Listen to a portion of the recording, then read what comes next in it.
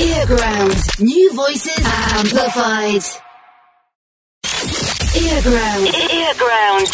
Keep your ears on the ground.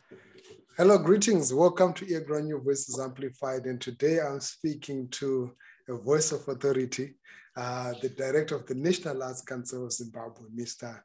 Nicholas Moyo. It's such a great honor to have him as a busy man, and it was not easy to actually find time to speak to him, but he made time for us because he values giving information to creatives and stakeholders within the creative industry in terms of different things that people would want to know. So I'm going to be speaking to him about the National Arts Council of Zimbabwe. Mr. Moyo, welcome to earGROUND.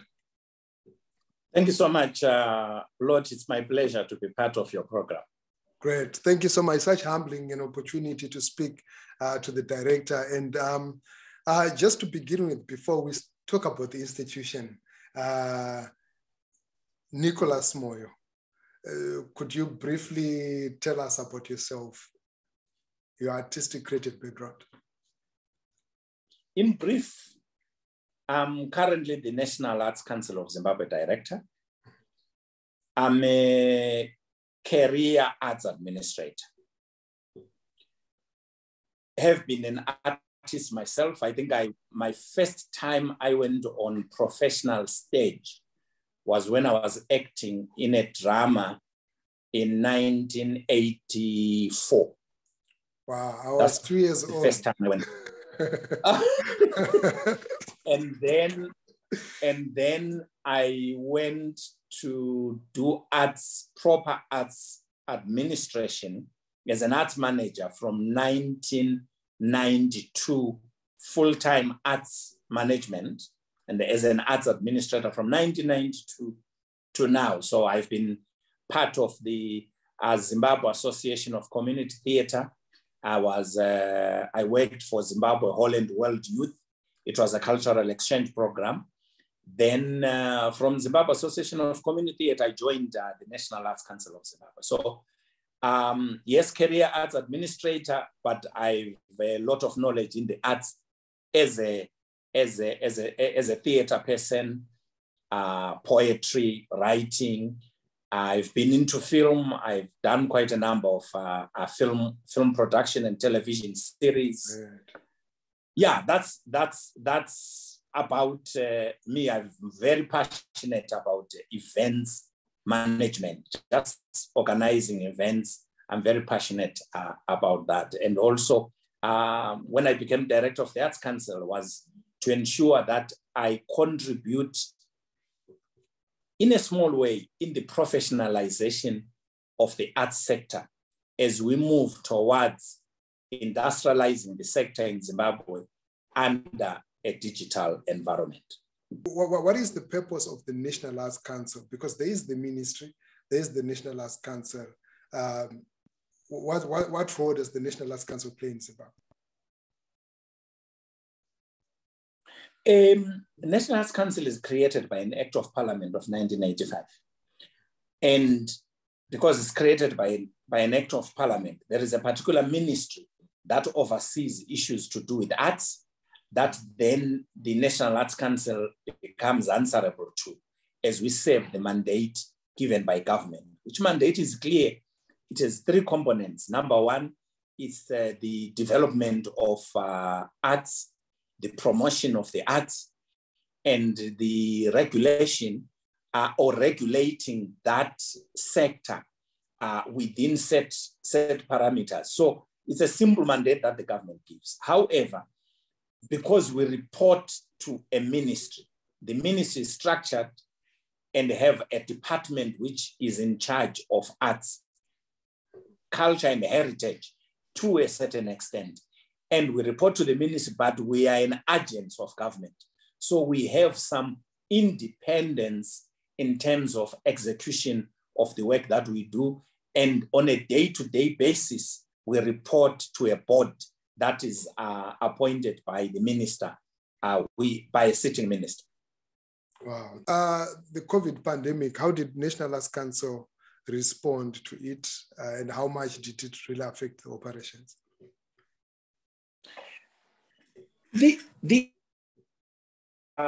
COVID, especially 2020 and 2021, maybe let's say 2020, when it started in March, we're under lockdown, and for the full year in Zimbabwe, the government had actually shut down the creative sector. And as National Arts Council, we're affected greatly in the sense that the generality of our job is to oversee the sector. And therefore, when the sector is shut down, there is nothing to oversee. Even having staff coming to work, it was near impossible. So just the work was a bit difficult. What we were able to do during that year was to take advantage of the part of the stimulus resources or packages that the government was into the industry. And as Arts Council, we took it upon ourselves to write a document requesting. And this, I stand by it. We made a request. We are the one that went out to make a request. And we're happy that the government of Zimbabwe acceded to the request.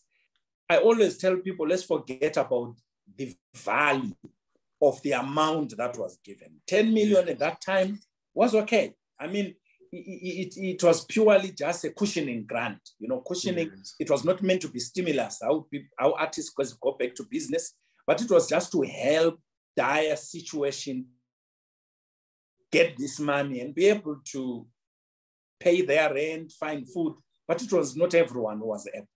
The fact that the government of Zimbabwe acceded to our cry, it meant there was a recognition that we were leading a group of people, organized people in a sector that also needed to be given attention. And for me, that's one major thing that happened. Then secondly, we kept on engaging our government in the partial opening or partial reopening of the sector, which we saw that in 2021, changes coming into being and are staggering. Let me say also, Plot on that. We then recognized as National Arts Council that when times were tough, we were there alone engaging government. There is not even one arts organization that could say, we pushed the Arts Council, we made a presentation to the Arts Council, we took our document to the Arts Council, why we wanted to open. We went out there to represent the sector because it's our job to, and we are happy that gradually these things were changing. Though during that time, there were also a lot of expectations. People expected, we open everything overnight, but it was not easy, but we succeeded. And now, I think like many other sectors, we've reopened, and the sector now is considered like any other general sector, so that we don't need specific sector statutory instrument or a specific sector standard operating procedures. The sector now knows how to operate, and we are happy people are now living with the COVID. Wow. This is quite interesting. I think I'll touch more on associations and the organization of the creators, because I think it's a very fundamental aspect, because you clear so much air there. There was a lot of talk on social media. Oh, we need this, we need that to be done, and the artists will be talking, but you make it clear that the artists, the creators themselves did not make any presentation like as a collective to say, look, this is what we are presenting to the National Arts Council, to the government of Zimbabwe. In terms of key projects that are being done by the National Arts Council, Chibukune Shamwari, Jikinya, Nama, are these the three key initiatives that the National Arts Council run? Plot, let's understand also that technically National Arts Council is not a programming institution. Interesting. And we don't want to have so many programs on our plate, and we end up either competing with the arts organization, we are competing with promoters. That is not the direction. So, but our key, what I always call our flagship programs, we have two major flagship programs as National Arts Council. We have the NAMA, which happens every year in February, because the most premier awards that the nation gives. And we give credit to the sector because the sector is the one that is giving value to that award. As Arts Council, we are the custodians. Then the second one is the Culture Week, which happens in May. I can announce to you that now we've been considering to make it the Culture Month.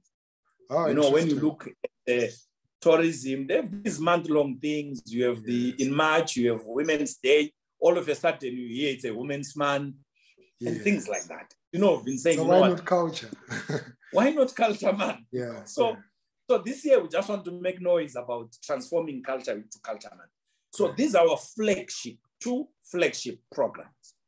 But we then have those that are inclined into the teaching or the education part of the arts, which is Jikinya. That's why it's happening in the primary schools. And its purpose is to train children in traditional dance towards building Zimbabwe through dance.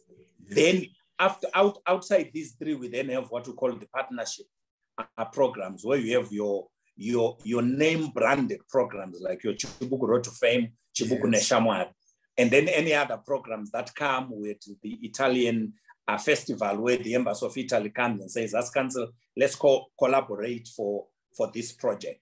And then at a smaller scale, we had the Jerusalem Mbende festival, which is held at our Mrewa Culture Center. Wow, quite interesting there. But I mean, looking at the programs that we've been running, congratulations on NAMA. I must say you have set the standard for the country. And I think the transformation over the past 3 years has been something to marvel at. And I think it has brought so much confidence back to awards at a time when, you know, awards were starting to lose confidence. But how do you feel when you look at NAMA and the transformation?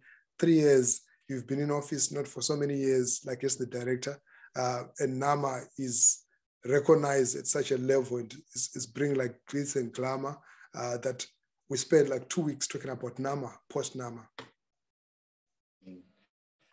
Well, credit goes to young people. I'm one person who has believed that let's invest in young people. And when we talk to our events managers, we have been pushing that agenda.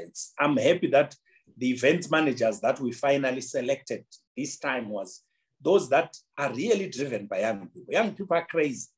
They are scaling. You know, they look at a mountain and they will tell you these are 1,010 tracks of granite. You know, that is how they are looking. And for me, I give credit to the team of young people that we have allowed to be crazy and think this is why NAMA is going where it's going. But like I said, it's the artists that also have brought value. You will know, Plot, all the other years, I was here at the Arts Council. For me, yes, I'm director now, but I was here at the Arts Council. So I had a lot also to do with what was happening then. But also look at, even if we had a red carpet in some of our NAMA's Gombe, look at how people used to dress. True. So it's all of us that are making NAMA great. People start now to realize that a red carpet at awards just has to be a red carpet. It's an event on its own. And people are putting a lot of effort to think about how they come. Of course, we made a very interesting decision to say, no, we can't be at 7 Arts forever. We think the best venue in Harare is Harare International Conference Center. It may not be the best for awards, but it's better than the previous venues that we were holding. And therefore, that's why it has also allowed NAMA to be different. And also it goes also to the media. I mean, the media has found that critiquing NAMA is, people should critique to grow the brand. People should not critique because either they are not happy that they are selected. Preferred did not win. One. And when you see the media starting to look at things like that, then they give value. So they critique, we see it, we say, but I think they're at a point. I think how do we go about it? Because we then start to take that criticism also very serious. So I'm quite happy with the direction. And I still hope we can grow the brand together with the sector. Wow. Congratulations on that. And looking globally, AMA level, National Arts Council, is it connected to the international space, or National Arts Council is only limited within the scope of Zimbabwe? Are there, what's the situation like? I know like a lot of artists say, I want to go international. That is the hope and dream of every artist. We want our artists to go international. We want our arts organization to go international. National Arts Council has no mandate to go international. Our jurisdiction are the borders of Zimbabwe. We can only push brands that go international.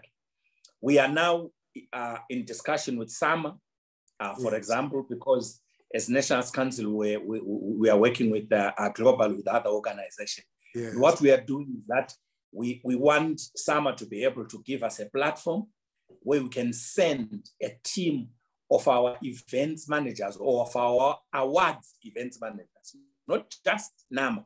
Great. Bring all the awards, bring them together and say, look, SAMA has agreed to give you guys this platform.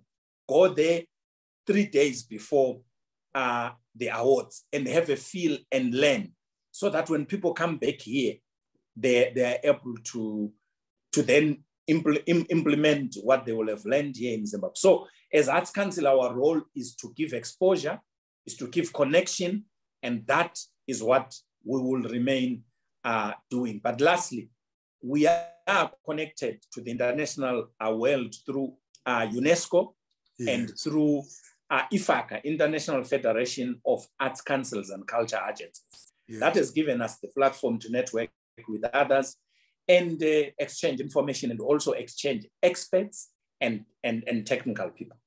Wow, great. I'm going to ask this question, but our time will time out, but we'll use the same link to rejoin, and I think we'll do like 10 minutes and then we're done. In terms of registration, does National Arts Council register me as an artist? I'm an artist, I'm doing my Zim dance or my Mchongo. Can I register? Can I come through and register with National Arts Council and have that sort of certification, or it's only limited to promoters and associations? Thank you, Plot. You are raising a very important issue of registration. And my desire is that as a sector, as a creative sector, we may realize that our growth and our stamina will rely on how organized we are.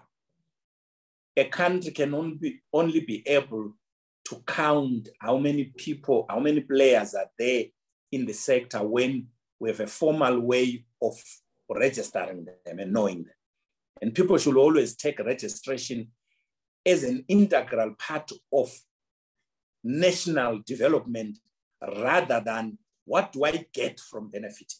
What do I benefit from registering? And I always say, when you register, you are contributing to the bigger picture. So you are actually a player.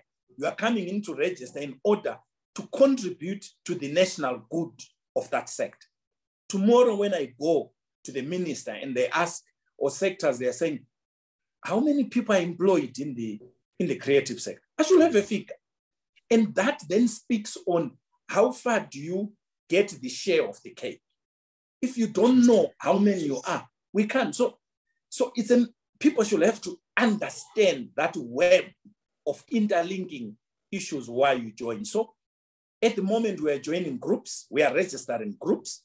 Yeah. Let's say it's Jibiliga Dance Group, not as a festival, Jibiliga Dance Group. It can register with the National Arts Council because the statutory instrument and the Act defines what a group is as bringing together individuals with the same common goal to form a group. Then we register as the Arts Council. Associations, we register. Guilds, we register. Then promoters, who really are business people coming into arts, we register. Trust that deal in the sector, we register. The board of the National Arts Council, under the leadership of Dr. Marai, yes, is currently looking at possibilities of then registering individual artists. Why? Because the industry is created by individual creators. How do you expect a writer to be in a group? How do you expect a painter to be in a group? How do you expect a poet to be in a group? yes. So with that recognition and that redefinition of the sector, the subsectors, the board is pushing the recognition and the registration of individuals. And I think it's a step that the new board is pushing. And I trust this is a lesson, the work that the Arts Council is trying to collect enough data about who are the players in the industry. Wow, great. We're going to take a small break and we're coming back right after this and talk a bit more about the creative and cultural industry in Zimbabwe. You know, I know right now you're working on the music policy, which is a very positive development. And last year we saw the cultural policy. To just talk a bit about some of these frameworks and how they impact the operations of the artists and institutions within the space. Stay tuned. earGROUND. New voices amplified. earGROUND. earGROUND. Keep your ears on the ground. Well, welcome back to earGROUND, the culture pod, where we speak to the drivers of the creative and the cultural industry in Zimbabwe. And today I'm speaking there to the director of the National Arts Council of Zimbabwe. And we're talking about a whole lot of issues. And lastly, we were discussing the issue of registration. And speaking of which, I've met promoters. I've seen situations where there are artists, there are promoters and organizations that are not registered, that don't see the need for them to register. Why is it important for me as a cultural player, as a promoter, to register with the National Arts Council? Because I'm trying to maximize. I don't want to pay monies. I want to make sure that all the money comes to me. So why should I volunteer to pay money to National Arts?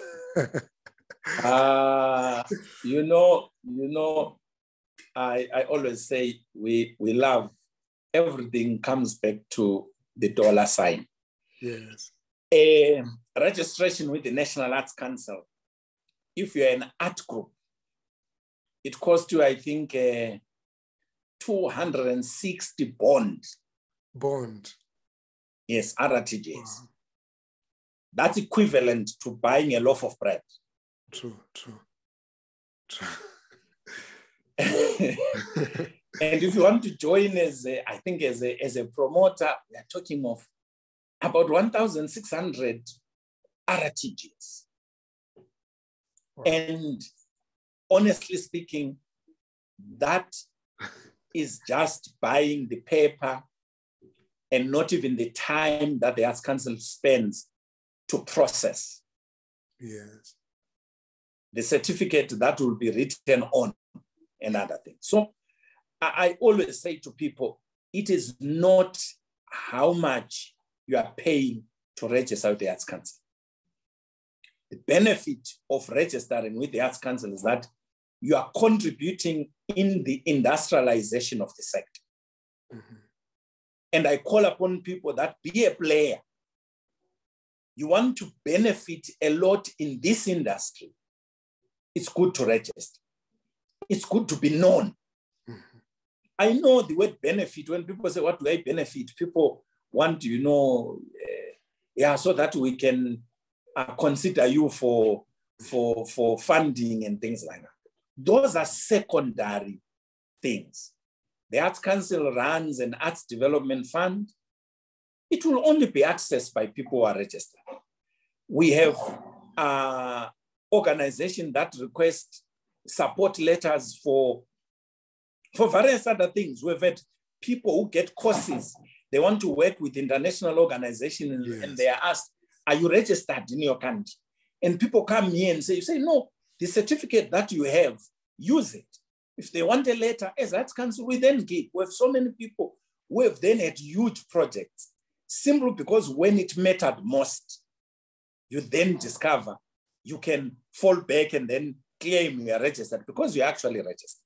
Yes. Lastly, for promoters, for example, and many other artists, you then have the opportunity to benefit from some of the facilities that the government is running in order to support the industry.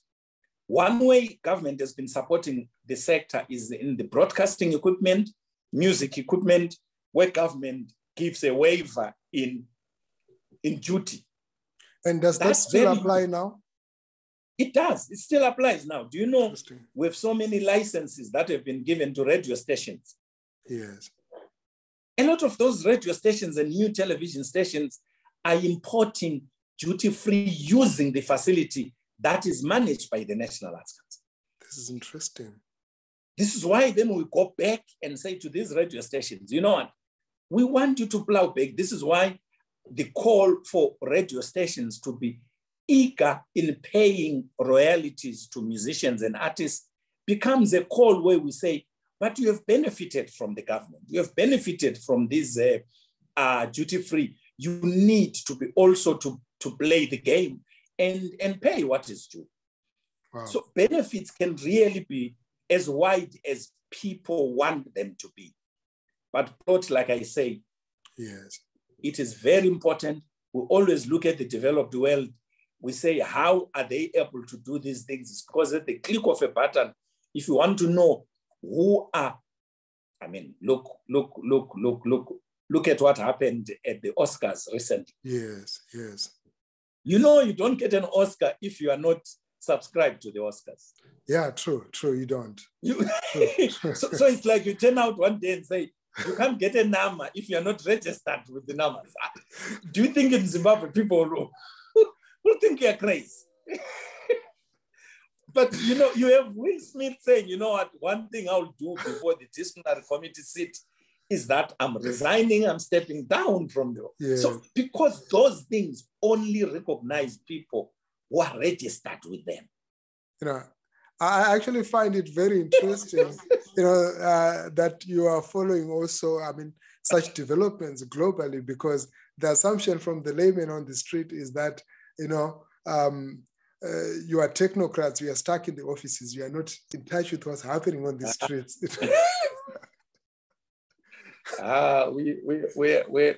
We desire to be on top of the game. Yeah. We may not be the most intelligent at the time, yes, but we do what we think will also enable us to be better administrators. Mm-hmm. The world is changing. We're in a digital environment now.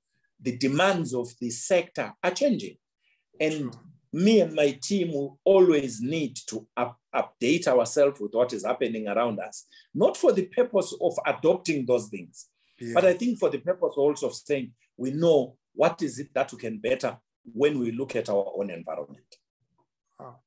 Great. And I mean, lastly, you have been an advocate, I think even before you became the director, and you're still the deputy director of creatives coming together, creating associations, and also you've been driving, you know, the professionalization of the industry. I remember one meeting 7 years ago with promoters, where you encourage promoters to come together as an association so that they can actually be heard by the government, they can be heard by business.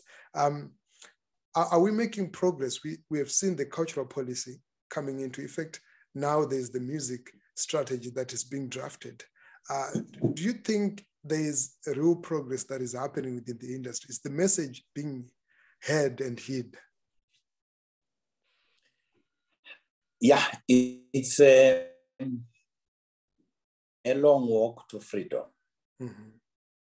If I may borrow from the nationalist Nelson Mandela, it's a long walk to freedom. It's interesting that you are quoting some of those days when we were pushing, and I'm passionate about it. I think if this sector is going to make inroads, we need federations. We need federations. We need to be organized. We need to drive our agendas collectively. The time of let me use it roughly, selfishness, individualism, does not take us anywhere. And more, I'll tell you, most of the big artists are comfortable living under that banner that they are big artists. Yet, the way if someone is making good money now, if the sector was more organized, yes, they will even make better. They will even make better. So together, we are stronger. There's been very little movement, I should say, in creating guilds, in creating unions, in creating associations in this country. It is said that we think individualism is the way to go. Musicians, whoever the Zimbabwe Union of Musicians, which is led by Edith Welton, yes, started very well. There was a void. They started, for me, I give them benefit. They've done well in the given number of years. Are there any recognizable names in that association, that union? The answer is no. And why? Your guess is as good as mine. Interesting. Why are they not forming, their own guild that has big names? Yes. They can, because they are thinking individual. This is why even during the time of COVID, it was so difficult. They can't now unite and say, how do you go to government and make noise? They can't. Yes. The promoters, it took them 6 years to then come together. What made them come together, one of the factors that made them come together, the death of Dr. Oliver Mtukudzi created other issues around promoters. Then they formalized their association. And I said kudos to them. The Arts Council is also known to have moved around the country. I was deputy director then. Yeah. I think assistant director, moved around the country, having meetings with theater practitioners, wanting to create a formidable theater association, which was called Zimbabwe Theater Association, ZITA. Yes. It took them donkey years to get registered with the National Arts Council. They actually got registered, I think, this year. Wow. So I must say there's progress, because I see also DJs last year, they made such strides. And for me, I'm saying we can win if we then professionalize. Also, the Mbira players, the Mbira gurus, they started a guild last year.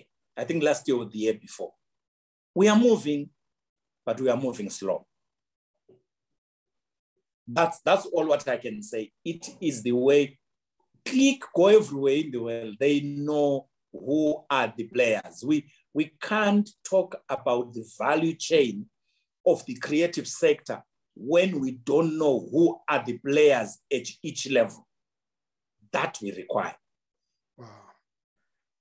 Wow, Mr. Moyo, I'm hoping that the creatives are hearing the message that you're delivering, because you've been talking about this, and we see results where creatives are organized together as a new union and represent not only their grievances, but also, if we can organize, it's easy for us to say, look, we are contributing so much money towards the fiscal. So can we get this kind of support? That has been my sentiment, because I see here in Europe that municipalities and government support, because they see the tax coming through, they see the money coming through. It's true. But also, just one other issue is that when we create platforms of conversations, we'll move away from using social media as platforms of conversations. How many farmers do you see raise issues in the social media? None. How many miners do you see going to social media to raise their issues? None. It does. They are organized. Teachers will use their unions to raise issues. When you finally see them leaking in social media, communication, Wow. So it's also important that people understand that when we unionize, we create platforms to have these conversations that we then take to the next level, and we get ahead, and the stronger we are, we become better and stronger.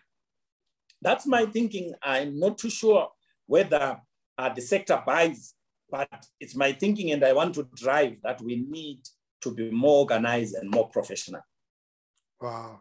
Thank you so much. You just opened my mind there because I'm actually thinking artisanal miners, gold partners are so organized that they're actually able to present their cases and get licenses from the government, which is something that was not happening before. They were considered illegal, but right now they can actually get. So for artists, here's an opportunity. Artists, organize yourselves, and the National Arts Council and government is willing to work with you. Mr. Moyo, thank you so much. I really, really appreciate. I know you are busy, but you value, just giving such valuable information to creators and also engaging with the media. It's my pleasure. Plot Mhako and the earGROUND, and I still wish you the best, and that we should support our own programs and support you. Let's keep the lamp burning. Thank you so much. Well, thank you so much. Let's keep the lamp burning, and this is how we're going to make a bigger light for the country, because Zimbabwean culture is doing wonderful things across the globe, and the work that is being done at home and abroad needs to continue to connect and progress like that. Mr. Moyo, thank you so much to the National Arts Council for making this possible. Until next time, my name is Plot Mhako. It's been earGROUND, the culture port, where we speak to the drivers of the creative and the cultural industries in Zimbabwe. I'm out. earGROUND, new voices amplified. earGROUND. earGROUND. Keep your ears on the ground.